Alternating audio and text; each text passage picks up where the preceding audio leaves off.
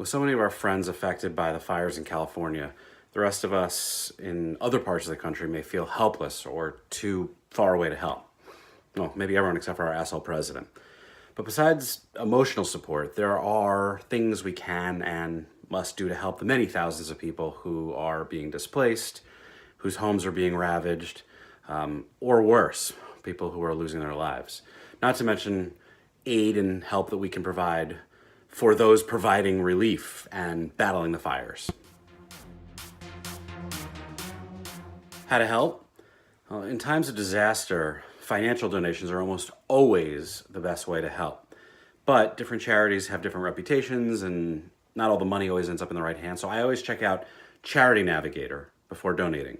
Now what I found this time is there's already a dedicated GoFundMe page. Facebook is doing something, Google is doing something, the Red Cross.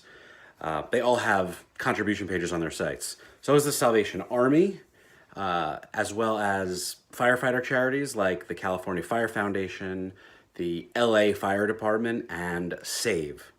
And then there's also the Humane Society of Ventura County and of Los Angeles that are helping with animal rescue, and many others if you just Google it. But please help. Long term, these fires are just another instance where hopes and prayers from politicians aren't going to cut it.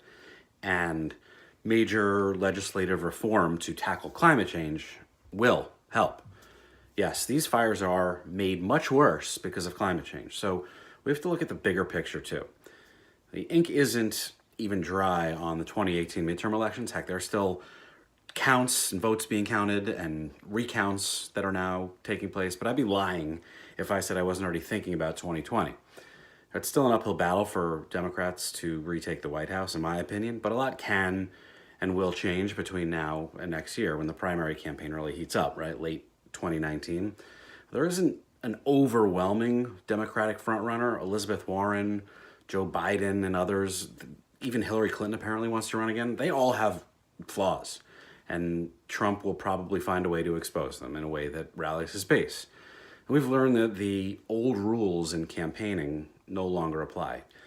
Democrats will need a unifying candidate who can take on Trump's BS, but also will inspire independent voters. Now, I'd love for Michelle Obama to run, but she probably won't.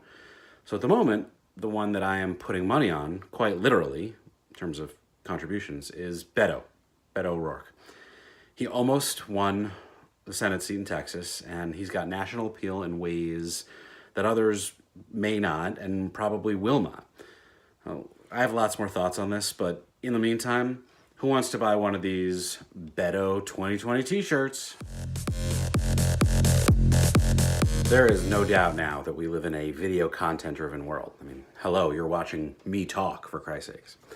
And while my videos are deliberately 3, 4, 5 minutes tops, people are watching more longer videos than ever. Here on LinkedIn, Instagram, YouTube. These days, smartphone users spend 54% of their video viewing time on videos over 20 minutes long, which totally changes the way we have to think about and create and target content and media all over again. Maybe I should just keep talking for like the next 15 minutes and someone's going to sponsor me. YouTube is already instructing its advertisers on how to monetize in this new way, and they're shifting their recommendation system to reward longer videos, the algorithm. So we know it's not easy to make viewers sit through ads on short form content, but increasing a video's length sidesteps that problem. It's now entirely standard to have pre and post and multiple mid-roll ads in long form videos, which then puts more dollars in YouTube and Facebook's hands and in the pockets of content creators too.